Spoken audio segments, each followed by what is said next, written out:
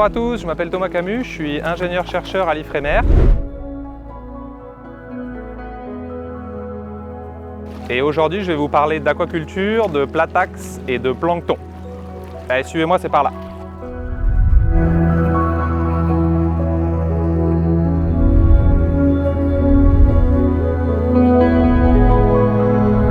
Est-ce que vous vous êtes déjà demandé ce que mangeaient dans la nature les bébés poissons?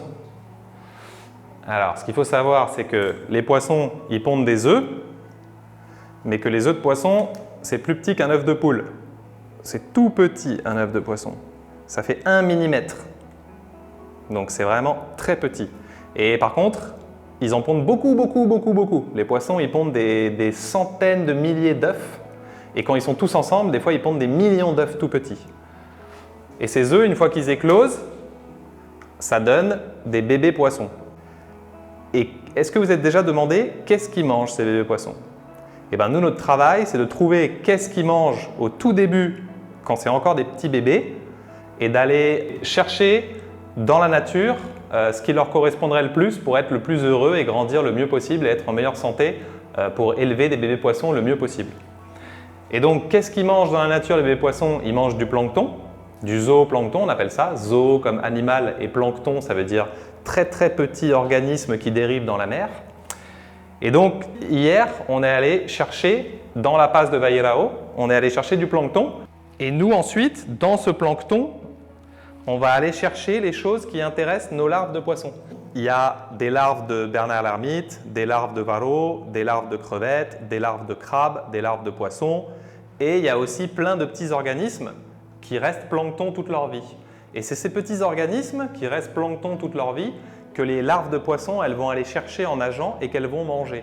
Et nous, ce qu'on essaye de faire ici, c'est d'aller isoler nous-mêmes directement la fraction du plancton qui intéresse les bébés poissons, de les isoler du plancton et d'obtenir des cultures ensuite dans lesquelles il n'y a que le plancton qui intéresse les larves de poissons.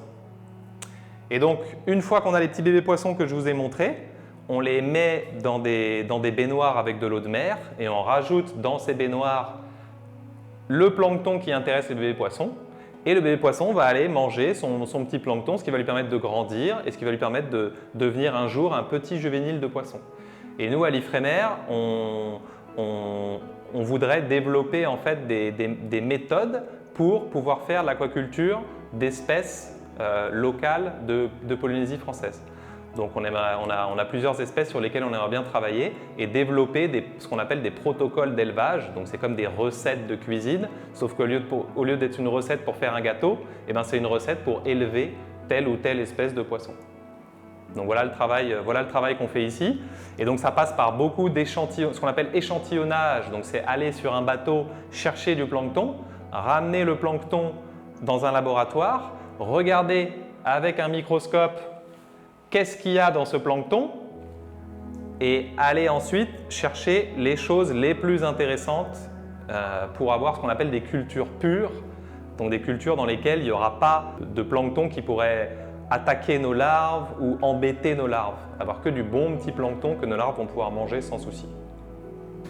Merci à tous en tout cas de vous être intéressés à nos problématiques dans le cadre de cette fête de la science et on espère vous voir bientôt peut-être sur le centre IFREMER. Nana!